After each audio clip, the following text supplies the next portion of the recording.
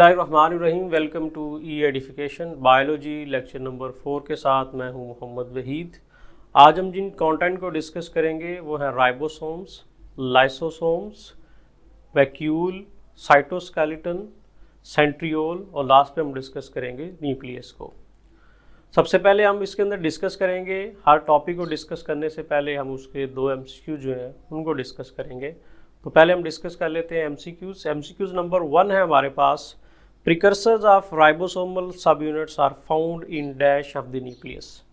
Option number 1 है nucleolus, option B है peripheral area, option C है सेंट्रल एरिया, ऑप्शन डी है both A and B. MCQ number 2 है the subunits of prokaryotic ribosomes are dash. Option A है 50 + 30s, option B है 60 + 40s, option C है 30s + 40s, option D है 60s and 50s। MCQ number 3 है which of the following is also called as suicidal bag. Option A है mesosome, option B है peroxisome, option C है lysosome, option D है mitochondria. MCQ number 4 है which of the following is associated with endocytosis. Option A है autolysosome, option B है peroxisome, option C है chloroplast, option D है फेगोलाइसोसोम। MCQ number 5 है cell sap is found inside dash. Option A है protoplasm, option B है cytoplasm, option C है nucleoplasm, option D है vacuole. MCQ number 6 है vacuoles of plant cells are dash. Option A है permanent, option B है semi permanent, option C है temporary, option D है impermeable. MCQ number 7 है the number of centrioles microtubule present in a dividing cell. Option A है 18, option B है 36, option C है 54, option D है 108। MCQ number 8 है which of the following is an inclusion not bounded by a membrane that is observable only during interphase. Option A है nuclear pore complex, option B है nucleolus, option C है heterochromatin, option D है outer nuclear membrane. MCQ number 9 है how many chromosome pairs are present in fruit fly. Option A है 2, option B है 4, option C है 6, option D है 8। First organelle है जी ribosome. Ribosome के अंदर हम जिन कंटेंट को डिस्कस करेंगे, सबसे पहले हम इसकी डेफिनेशन करेंगे, उसके बाद इसकी डिस्कवरी को डिस्कस करेंगे, फिर कंपोजिशन के बाद हम डिस्कस करेंगे what are the components of ribosomes, उसके बाद रोल ऑफ मैग्नीशियम डिस्कस करेंगे, व्हाट इज पॉलीसोम इसको डिस्कस करेंगे, और ये किस तरह से बनता है, कहाँ पे बनता है, उसको हम डिस्कस करेंगे। सबसे पहले आ जाते हैं हम इसकी डेफिनेशन की तरफ।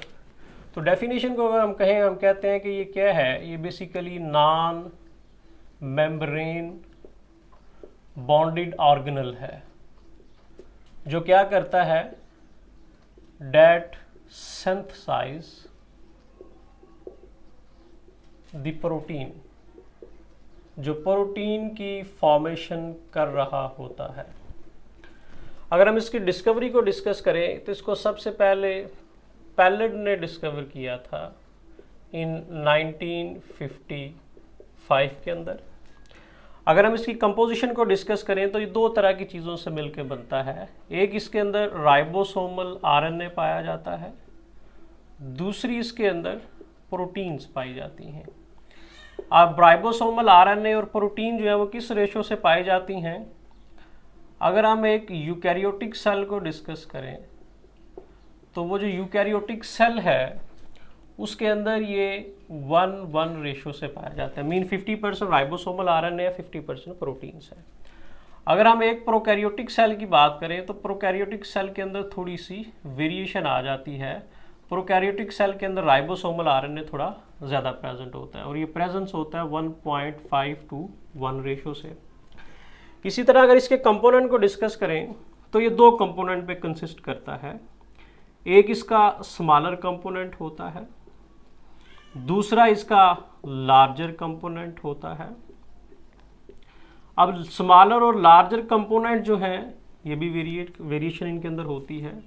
फॉर एग्जांपल अगर हम एक प्रोकैरियोटिक सेल को डिस्कस करें तो प्रोकैरियोटिक सेल के अंदर जो लार्जर सब यूनिट है वो 50S, S स्टैंड्स फॉर स्वेटबर्ट, एक साइंटिस्ट थे, उनके नाम के बेसिस के ऊपर S इसको कहा गया है। तो ये रेट ऑफ सेडिमेंटेशन को डिटरमिन कर रहा होता है, और प्लस 30S, ये दोनों मिलते हैं और मिलने के बाद ये 70S यानी कि 70 स्वेटबर्ट यूनिट बनाते हैं। अगर हम डिस्कस करते हैं इसके अंदर एक यूकैरियोटिक सेल को, लार्जर सब यूनिट 60S और स्मॉलर सब यूनिट 40S का होता है। ये दोनों आपस में मिलते हैं और ये 80 स्वेटबर्ट यूनिट बना रहे होते हैं। अब नॉर्मली क्या होता है कि इसका जो स्मॉलर सब यूनिट होता है वो इस तरह से प्रेजेंट होता है और इसके ऊपर आके एक लार्जर सब यूनिट लग जाता है। तो स्मॉलर सब यूनिट सबसे पहले जाके मैसेंजर आरएनए के साथ लगता है।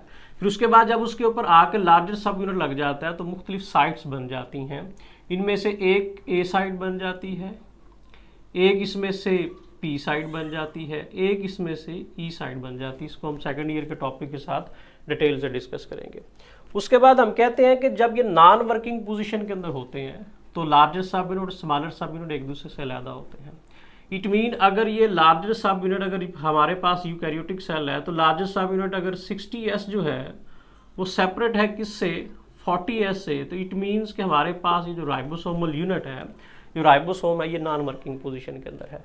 तो जब ये आपस में जुड़ जाते हैं तो उस वक्त वर्किंग पोजीशन के अंदर आते हैं। जब आपस में ज्वाइन करते हैं तो उस वक्त यहाँ पे आके एक मैसेंजर आरएनए भी लग जाता है। अब हम जब ये अटैच होते हैं तो उसके अंदर बेसिकली किसका, मैग्नीशियम का रोल होता है। तो मैग्नीशियम क्या कर रहा होता है, बेसिकली जब एक स्मॉलर सब यूनिट जो है उस स्मॉलर सब यूनिट ने जुड़ना होता है किसके साथ, लार्जर सब यूनिट के साथ, तो उस वक्त हम कहते हैं कि मैग्नीशियम अपना रोल प्ले कर रहा होता है। पोलिसोम क्या होता है, सम टाइम हम कहते हैं कि एक मैसेंजर आरएनए है, ये हमारे पास मैसेंजर आरएनए है। इस मैसेंजर आरएनए की क्या करवानी है, ट्रांसलेशन करवानी है। तो इस ट्रांसलेशन के रिजल्ट में क्या होता है कि स्मॉलर और लार्जर सब यूनिट आके इसके साथ लग जाए। सम टाइम एक मैसेंजर आरएनए के साथ मल्टीपल जो सब यूनिट्स हैं वो आके अटैच हो जाते हैं। इस कंडीशन के अंदर क्या होता है कि जब मल्टीपल यूनिट आके अटैच हो जाते हैं तो रैपिडली जो हमारे पास एक पॉलीपेप्टाइड चेन है उनकी फॉर्मेशन होना शुरू हो जाती है। इस कंडीशन के अंदर हम इसको कह देते हैं कि ये हमारे पास पोलिसोम है। मीन के मैसेंजर आरएनए के साथ अगर मल्टीपल आके राइबोसोम अटैच हो जाए, मल्टीपल पॉइंट्स के ऊपर इसकी ट्रांसलेशन हो रही हो, तो इसको हम पोलिसोम का नाम दे देते हैं। अगर इसकी फॉर्मेशन को डिस्कस करें, क्योंकि हम डिस्कस कर चुके हैं कि ये राइबोसोमल और आरएनए और प्रोटीन के ऊपर कंसिस्ट कर रहे होते हैं, और राइबोसोमल आरएनए जो है वो न्यूक्लियोलस के अंदर बन रहा होता है। और नॉर्मली न्यूक्लियोलस का जो न्यूक्लियोलस है उसके दो रीजन होते हैं। न्यूक्लियोलस के हमारे पास 2 रीजन होते हैं। एक इसका आउटर ग्रैनुलर रीजन होता है और न्यूक्लियोलस का एक इनर फाइब्रिल रीजन होता है। अब हमारे पास जो आउटर ग्रैनुलर रीजन है ये वो रीजन है जिस रीजन के अंदर जो राइबोसोम्स हैं उनको बनाया जाता है। यहाँ पे बेसिकली प्रोटीन और राइबोसोमल आरएनए को जोड़ा जाता है। तो इसलिए हम कहते हैं कि जो न्यूक्लियोलस है, nucleolus is the factory of ribosome. और राइबोसोम क्या है, ribosome is the factory of protein. क्यों? क्योंकि न्यूक्लियोलस के अंदर राइबोसोम बन रहे हैं और राइबोसोम जब आ जाते हैं साइटोप्लाज्म के अंदर तो वो प्रोटीन को बना रहे होते हैं। इसी तरह हम कह सकते हैं कि nucleolus is the factory of ribosome and ribosome is the factory of protein. अब हम डिस्कस करेंगे लाइसोसोम। लाइसोसोम के अंदर हम जिन कंटेंट को डिस्कस करेंगे, सबसे पहले हम इसकी डेफिनेशन करेंगे, फिर हम डिस्कवरी की तरफ आएंगे, फॉर्मेशन को डिस्कस करेंगे, बनते कैसे हैं, उन एंजाइम्स को डिस्कस करेंगे जो एंजाइम उन एंजाइम को डिस्कस करेंगे जो एंजाइम लाइसोसोम के अंदर प्रेजेंट होते हैं, फंक्शंस को डिस्कस करेंगे और लास्ट पे हम जिसके अंदर डिसऑर्डर आ जाते हैं, अगर म्यूटेशन की वजह से कोई एंजाइम नहीं बन रहा, उसके क्या इफेक्ट हो सकते हैं उसको हम डिस्कस करेंगे। सबसे पहले हम आ जाते हैं डेफिनेशन की तरफ। तो डेफिनेशन के अंदर बेसिकली हम कहते हैं कि ये क्या है, ये सिंगल मेम्ब्रेन बॉन्डेड ऑर्गेनल है और ये क्या करते हैं, that play their role in intracellular digestion. Mean जो इंट्रासेलुलर डाइजेशन होगी ये उसके अंदर अपना रोल प्ले कर रहे होते हैं। अगर इसकी डिस्कवरी को डिस्कस करें तो इसको डिस्कवर किया था एक साइंटिस्ट जिनका नाम डिडॉव है। उन्होंने इसको 1949 के अंदर डिस्कवर किया था। अगर इसकी फॉर्मेशन को डिस्कस करें तो फॉर्मेशन इसकी ये बेसिकली गॉल्जी कम्प्लेक्स से बन रहे होते हैं। होता क्या है कि कुछ केमिकल्स को लेके ट्रांसपोर्ट वेजिकल जो हैं वो आते हैं एंडोप्लाज्मिक रेटिकुलम से और आके अटैच हो जाते हैं किसके साथ, एंडोप्लाज्मिक जो हमारे पास आगे अटैच हो जाते हैं गॉल्जी कम्प्लेक्स की जो फॉर्मिंग फेज है उसके साथ। आहिस्ता आहिस्ता इन मॉलिक्यूल की प्रोसेसिंग होती है और प्रोसेसिंग होते साथ ये मूव कर जाते हैं टूवर्ड्स दी कनकेव फेज या मैचुरेशन फेज। मैचुरेशन फेज से कुछ हमारे पास गॉल्जी वेसिकल बनते हैं, उनमें से कुछ वेसिकल्स ऐसे होते हैं जो लाइसोसोम के तौर पे एक्ट कर रहे होते हैं। तो इस तरह से इनकी फॉर्मेशन होती है। तो मीन के ये जो बन रहे होते हैं ये बनते कहाँ से हैं, फ्रॉम गॉल्जी कम्प्लेक्स।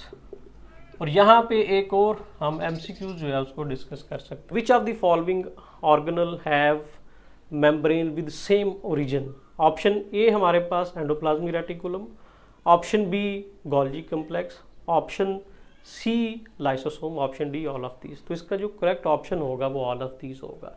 क्यों? क्योंकि जो मेम्ब्रेन है वो बेसिकली एंडोप्लाज्मिक रेटिकुलम से आई थी, वही मेम्ब्रेन आके अटैच हो गई है किसके साथ, गॉल्जी कम्प्लेक्स के साथ, और उसी मेम्ब्रेन के अंदर जो प्रोसेस केमिकल्स होते हैं उनको दोबारा गॉल्जी कम्प्लेक्स पैक कर देता है। इन सब की जो ओरिजिन मेम्ब्रेन है वो सेम है। उसके बाद अगर हम इसको एंजाइम को डिस्कस करें तो इसके अंदर हम कहते हैं डाइजेस्टिव एंजाइम्स होते हैं जिनका ज़्यादातर जो रोल होता है वो किसके अंदर होता है, डाइजेशन के अंदर होता है। अब जो डाइजेस्टिव एंजाइम्स होते हैं उसमें से वो एंजाइम कौन कौन से हो सकते हैं, वो एसिड फॉस्फेटेजेस हो सकते हैं, एसिड फॉस्फेटेजेस एंजाइम, और दूसरे इसके अंदर क्या होते हैं, हाइड्रोलिटिक एंजाइम्स हो सकते हैं। अब एसिड फॉस्फेटेजेस हाइड्रोलिटिक एंजाइम अब इन मिल के क्या करते हैं, डाइजेशन के अंदर अपना रोल प्ले कर रहे होते हैं, वो डाइजेशन जो लाइसोसोम ने करवानी होती है। अगर हम इसके फंक्शंस को डिस्कस करें तो पहला जो फंक्शन हम कहते हैं कि इनका बेसिकली पहला फंक्शन जो है वो किसके अंदर आता है, इंट्रासेलुलर डाइजेशन के अंदर आ रहा होता है। अगर हम इसका दूसरा फंक्शन डिस्कस करें तो ये क्या करते हैं, ऑटोफेगी के अंदर भी अपना रोल प्ले करते हैं। अगर ये ऑटोफेगी के अंदर अपना रोल प्ले कर रहे हैं तो ऑटोफेगी के अंदर ये क्या कर सकते हैं, चीज़ों को रिसाइकल करने में अपना रोल प्ले कर सकते हैं। रिसाइकल करेंगे तो उनका क्या होगा, रीयूज जो है वो उसको कर सकते हैं। या हमारे पास जो ओल्ड वोर्न पार्टिकल्स होते हैं, सेल कंपोनेंट्स होते हैं, उनको भी ये रिसाइकल करते हैं। फॉर एग्जांपल माइटोकॉन्ड्रिया को रिसाइकल कर सकते हैं। और ये क्या कर सकते, फॉर एग्जांपल हम कहते हैं कि जब हमारी बर्थ होती है तो उससे पहले एक टेल बनती है, उस टेल को ख़त्म करने में हमारी जो फिंगर्स होती हैं, फिंगर्स के दरमियान में वेब होती है, उस वेब को ख़त्म करने में लाइसोसोम अपना रोल प्ले कर रहा होता है। अब ये इतने ज़्यादा काम कर रहा है, अगर कोई डिसऑर्डर आ जाए, कोई म्यूटेशन आ जाए तो क्या होगा। नॉर्मली अगर म्यूटेशन आ जाएगी तो हम कहते हैं कि ये क्या हैं, कंजेनिटल डिसऑर्डर्स हैं हमारे पास। अब कंजेनिटल डिसऑर्डर के अंदर क्या हो सकता है कि अगर कंजेनिटल डिसऑर्डर्स हो जाएंगे तो एक ख़ास किस्म का जो एंजाइम है वो नहीं बन सकेगा। वो कौन सा एंजाइम है, जिस एंजाइम की जीन के अंदर म्यूटेशन हुई है वो एंजाइम नहीं बन सकेगा। अगर वो एंजाइम नहीं बनेगा तो इसका मतलब है कि वो प्रोसेस नहीं चल सकेगा। अगर वो प्रोसेस नहीं चल सकेगा तो उसकी ब्रेकडाउन नहीं होगी। जब उसकी ब्रेकडाउन नहीं होगी तो बॉडी के अंदर एक्यूमुलेट होना शुरू हो जाएगा, क्योंकि एक कंजेनिटल डिसऑर्डर की वजह से एक स्पेसिफिक एंजाइम नहीं बन रहा और उस एंजाइम के ना बनने की वजह से क्या हो रहा है, वो चीज़ एक्यूमुलेशन होने शुरू हो जाती है। इसलिए इसकी वजह से जो डिसऑर्डर, जो डिजीज़ आ जाती हैं उनको हम स्टोरेज डिजीज़ का नाम देते हैं। क्यों? क्योंकि बॉडी के अंदर ये स्टोर होना शुरू हो जाती हैं। अब इसकी हमारे पास फॉर एग्जांपल ग्लाइकोजन को तोड़ने वाला एंजाइम वो नहीं बन रहा, ग्लाइकोजन एक्यूमुलेट होना शुरू हो जाएगा। लिपिड वाला है तो लिपिड एक्यूमुलेट होना शुरू हो जाएगी। हमारे पास इसकी एक एग्जांपल है, पहले हम डिस्कस करते हैं ग्लाइकोजिनोसिस टाइप 2 हमारे पास एक डिसऑर्डर है। इस डिसऑर्डर के अंदर क्या होता है कि ग्लाइकोजन ने ब्रेक डाउन होना होता है, किसके अंदर, ग्लूकोज के अंदर। अब ग्लाइकोजन जब ग्लूकोज के अंदर ब्रेक डाउन होती है इसकी, तो इसके अंदर एक एंजाइम अपना रोल प्ले करता है। जब वो एंजाइम नहीं बनेगा, ग्लाइकोजन ग्लूकोज के अंदर कन्वर्ट नहीं होगा। जब इसकी कन्वर्जन नहीं होगी तो ये ग्लाइकोजन जमा होना शुरू हो जाएगा, किसके अंदर, लिवर के अंदर। किसके अंदर जमा होगा, मसल्स के अंदर जमा होना शुरू हो जाएगा। अब क्या होगा, जब ब्लड के अंदर ग्लूकोज प्रॉपर नहीं आएगी तो प्रॉपर एनर्जी नहीं मिलेगी, तो लो ब्लड ग्लूकोज हो जाएगा इस वजह से, और उसकी वजह से जो प्यूबर्टी है वो नॉर्मल एज के अंदर गेन नहीं हो सकेगी। इसका जो हमारे पास दूसरा फैक्ट है एक दूसरी हमारे पास डिजीज़ है जिसको हम कहते हैं टे-सैक्स डिजीज़। अब ये जो टे-सैक्स डिजीज़ है इसके अंदर क्या होता है कि नॉर्मली वो एंजाइम नहीं बनता जिस एंजाइम ने लिपिड की ब्रेक डाउन करनी होती है। जब लिपिड की ब्रेक डाउन करनी होती है, लिपिड की ब्रेक डाउन नहीं होगी, लिपिड बॉडी के अंदर जमा होता शुरू हो जाएगा। जब लिपिड बॉडी के अंदर जमा होना शुरू हो जाएगा तो अल्टीमेटली ये हमारे ब्रेन के अंदर भी जमा होगा। जब ये ब्रेन के अंदर जमा होगा तो क्या हो जाएगा, मेंटल रिटार्डेशन हो जाएगी। अगर ये क्योर नहीं होगा तो अल्टीमेटली क्या हो सकती है, डेथ हो सकती है। तो इसका मतलब ये हुआ कि लाइसोसोम जिसके अंदर मोर देन 50 टाइप्स के एंजाइम होते हैं, ये हमारा बॉडी के अंदर बहुत क्रिटिकल रोल प्ले कर रहा होता है। This is the short introduction of lysosome. Next organelle है साइटोस्केलेटन। इसके अंदर हम इसकी डेफिनेशन डिस्कस करेंगे, इसकी टाइप्स को डिस्कस करेंगे, और टाइप्स के अंदर जो वो टाइप्स फंक्शन परफॉर्म कर रही हैं उसको भी हम डिस्कस करेंगे। तो अगर हम इसकी डेफिनेशन करें तो हम कहते हैं कि बेसिकली क्या है, एक नेटवर्क है। नेटवर्क किसका, network of proteins that play various role in cell। अब इसकी टाइप को डिस्कस करें, हमारे पास इसकी 3 टाइप्स हैं। पहली जो टाइप है वो माइक्रोट्यूब्यूल्स की है। इसकी जो दूसरी टाइप है वो इंटरमीडिएट फिलामेंट की है। इसकी जो तीसरी टाइप है उसको हम माइक्रोफिलामेंट कहते हैं। अब हमारे पास ये हम माइक्रोफिलामेंट, माइक्रोट्यूब्यूल, इंटरमीडिएट फिलामेंट या माइक्रोफिलामेंट किस बेस पे कहते हैं, ये बेसिकली हमने क्लासिफिकेशन की है इसके फंक्शंस और डायामीटर की बेसिस के ऊपर। अगर हम देखें जो माइक्रोट्यूब्यूल है इसका जो डायामीटर है वो अप्रॉक्सीमेटली 26 नैनोमीटर के करीब होता है। इंटरमीडिएट फिलामेंट का जो डायामीटर है वो 10 नैनोमीटर करीब होता है। माइक्रोफिलामेंट का जो डायामीटर है वो 7 नैनोमीटर के बराबर होता है। अब माइक्रोट्यूब्यूल बेसिकली ये क्या रोल प्ले करते हैं, अगर हम इसका रोल प्ले देखें तो ये assembly and disassembly of mitotic apparatus. जब सेल डिवीजन होती है तो उसके अंदर जो माइटोटिक अपरेटस बनता है उसको ऑर्गेनाइज और डिसऑर्गेनाइज करने में अपना रोल प्ले कर रहे होते हैं। और ये रोल प्ले क्या करते हैं, ये बेसिकली मेंटेन करते हैं, मेंटेन द सेल शेप। और इसके साथ माइक्रोफिलामेंट ये क्या करते हैं, ये सेल के अंदर जो इंटरनल मूवमेंट्स होती हैं उन मूवमेंट्स को डील कर रहे होते हैं। साइक्लोसिस वगैरह होती है, साइटोप्लाज्मिक जो स्ट्रीमिंग मूवमेंट है उसके अंदर माइक्रोफिलामेंट अपना रोल प्ले करते हैं।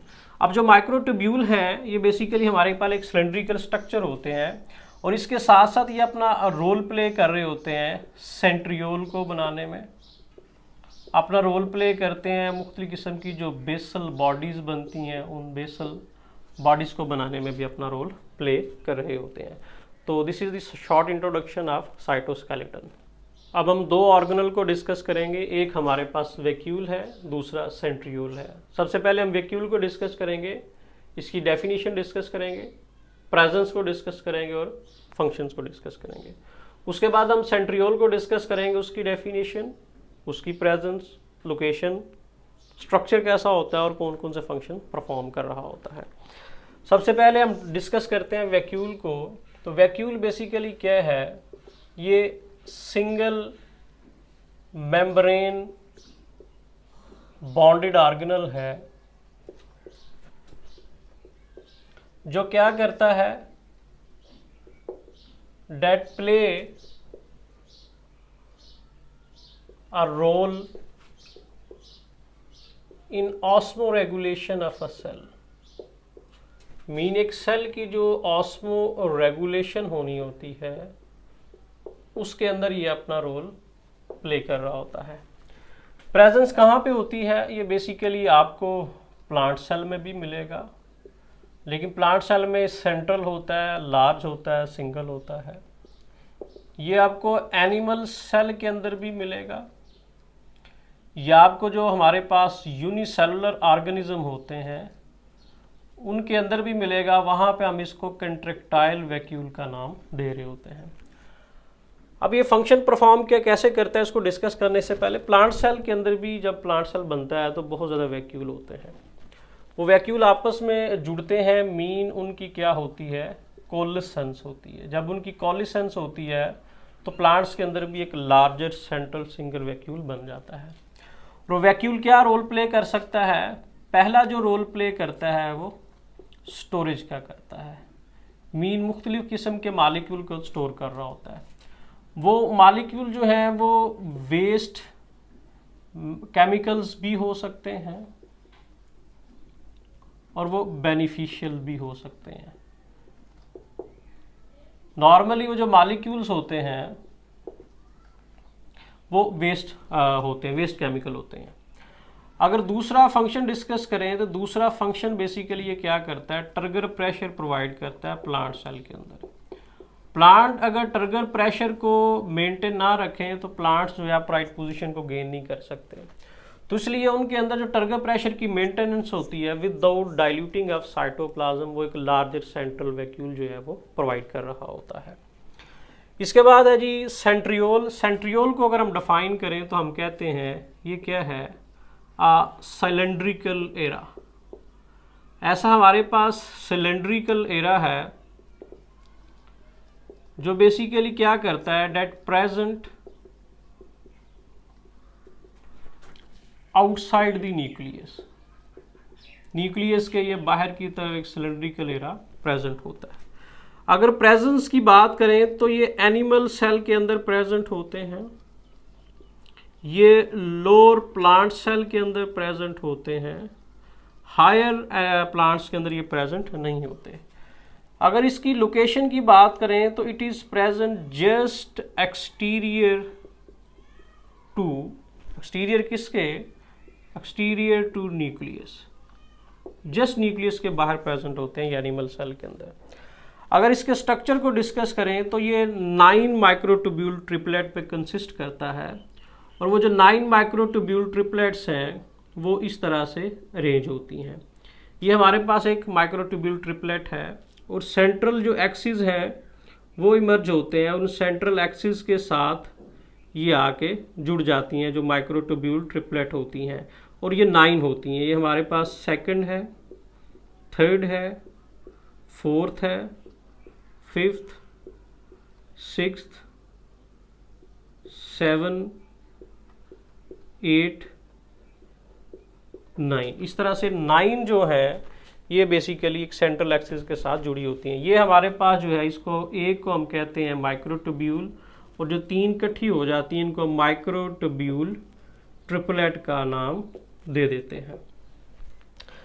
उसके बाद इसके फंक्शन को डिस्कस करें तो सबसे पहले तो ये एनिमल सेल के अंदर अपना रोल प्ले करता है, किसके अंदर, सेल डिवीजन के अंदर। माइटोटिक एपरेटस को बनाने, ऑर्गेनाइज और डिसऑर्गेनाइज करने में हेल्प करता है। दूसरा ये अहम कंपोनेंट होता है जो यूनिसेलुलर ऑर्गेनिज्म के अंदर बेसल बॉडीज बनती हैं, जो फ्लैजेला बनता है, इन चीज़ों को बनाने में ये अपना क्रिटिकल रोल प्ले कर रहा होता है जो सेंट्रियोल होता है।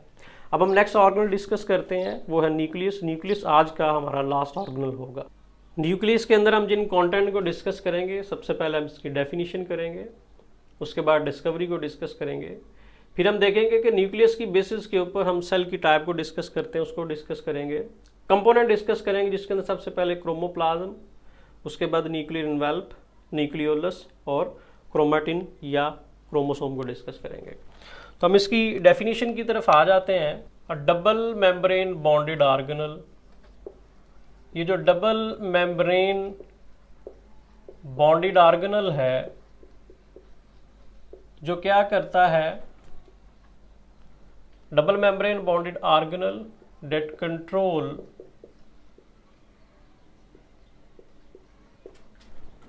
all the functions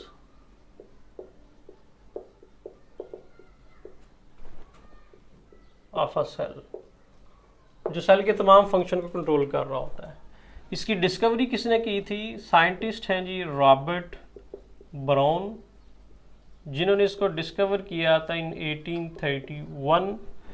क्लासिफिकेशन को अगर डिस्कस करें तो पहली क्लासिफिकेशन हम करते हैं on the basis of presence और एब्सेंस ऑफ न्यूक्लियस।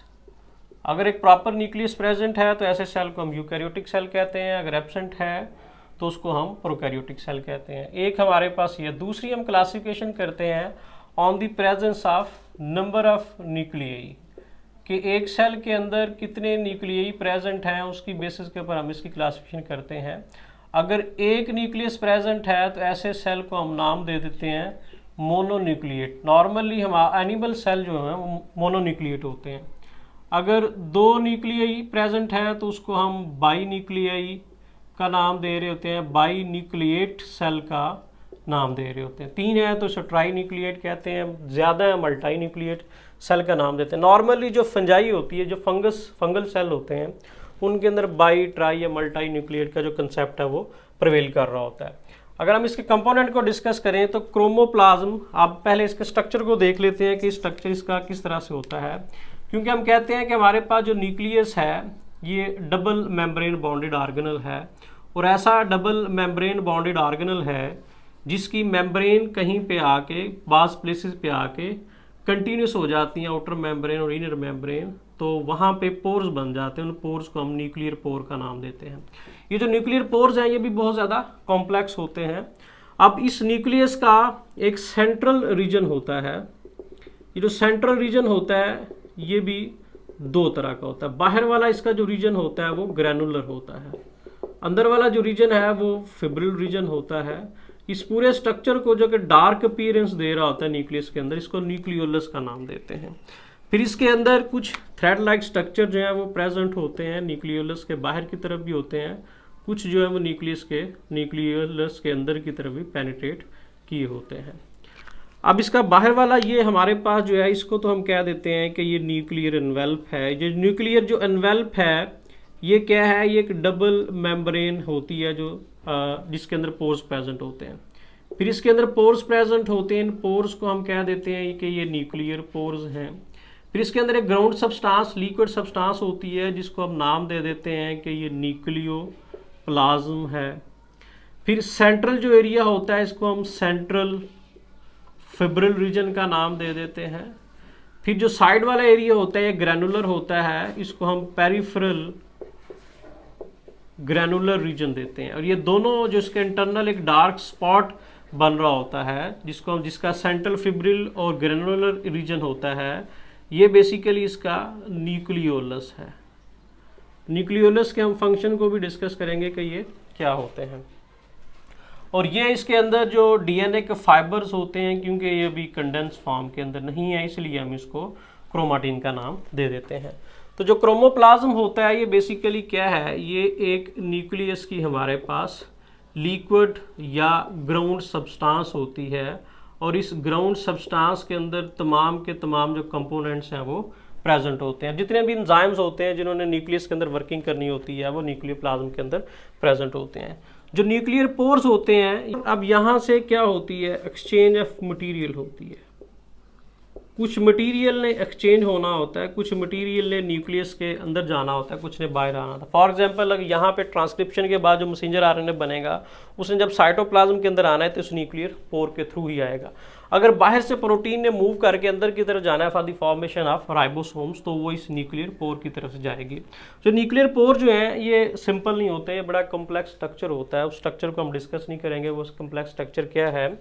तो न्यूक्लियर पोर की जो तादाद है वो भी वेरिएशन कर रही होती है from cell to cell. For example अगर हमारे पास एक अनडिफरेंशिएटेड सेल है, तो इस अनडिफरेंशिएटेड सेल के अंदर ऑलमोस्ट 3000 के करीब जो पर न्यूक्लियर पोर प्रेजेंट हो सकते हैं। अगर हमारे पास एक डिफरेंशिएटेड एरिथ्रोसाइट सेल है तो उसके अंदर तकरीबन 3 to 4 पोर्स हो सकते हैं पर न्यूक्लियस। अब न्यूक्लियोलस क्या है? न्यूक्लियोलस जैसा कि हमने कहा है कि एक न्यूक्लियस के सेंटर में एक स्पॉट होता है जिसको हम क्या कहते हैं? न्यूक्लियोलस कहते हैं। इस न्यूक्लियोलस का जो बाहर वाला रीजन होता है वो ग्रैनुलर होता है और अंदर वाला जो रीजन होता है वो फिब्रिल होता है। ये बाहर वाला जो ग्रैनुलर रीजन है ये पेरिफेरल है, अंदर वाला जो फिब्रिल है उसे सेंट्रल फिब्रिल रीजन कहते हैं। अब जो सेंट्रल फिब्रिल रीजन है ये बेसिकली क्या होता है? कोई डीएनए का वो हिस्सा जिसने क्या करना होता है?